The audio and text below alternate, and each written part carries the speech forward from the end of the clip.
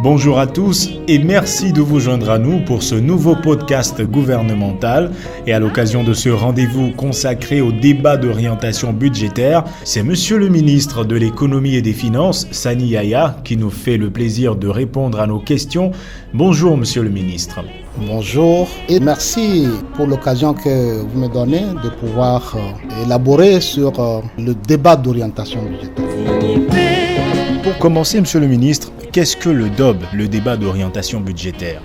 Le DOB est un exercice de dialogue entre le peuple représenté par l'Assemblée nationale et le gouvernement.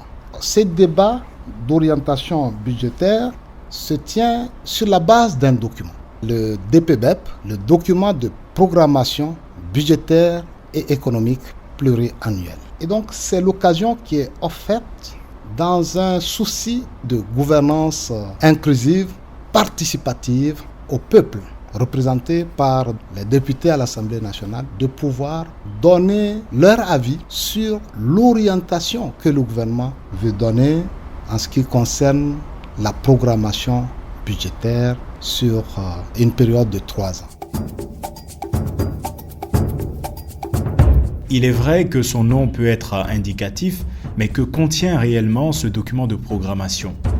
Le DPBEP contient justement les principales recettes en nature et en montant, notamment les recettes fiscales, non fiscales, les ressources de trésorerie, qui servent à financer les dépenses par leur nature, mais suivant aussi les programmes, puisque c'est désormais un budget programme.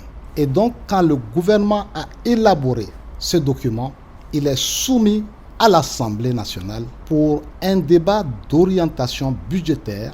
Et l'Assemblée analyse d'abord, décortique le document que le gouvernement lui a soumis, fait ses observations, donne ses avis, fait des recommandations que le gouvernement prendra en compte dans le cadre de l'élaboration de la loi de finances.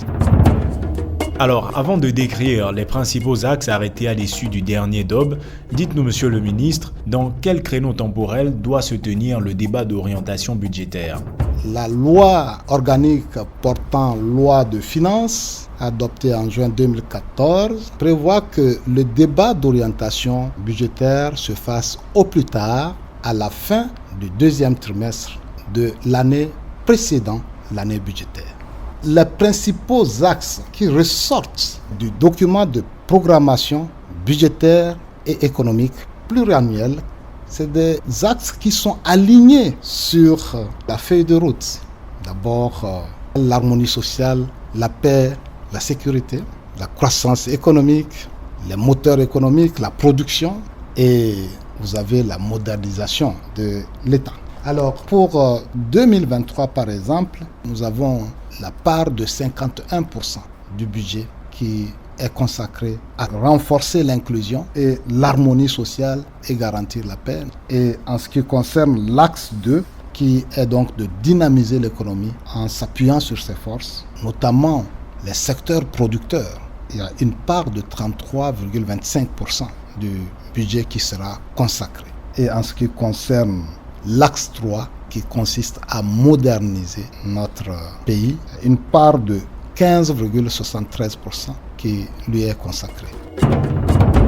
Nous retenons que plus de la moitié de la projection budgétaire est consacrée au social. Quels sont les éléments qui motivent cette orientation? Nous sommes dans une période où l'inflation est un défi pour le monde entier en raison des multiples chocs que l'économie mondiale a subis. D'abord la Covid, ensuite la guerre en Ukraine. Donc le gouvernement essaie de répondre à ce défi. Des mesures ont été prises pour atténuer un tant soit peu l'impact de cette inflation sur la vie, le quotidien des citoyens. Quelles doivent être maintenant les prochaines étapes?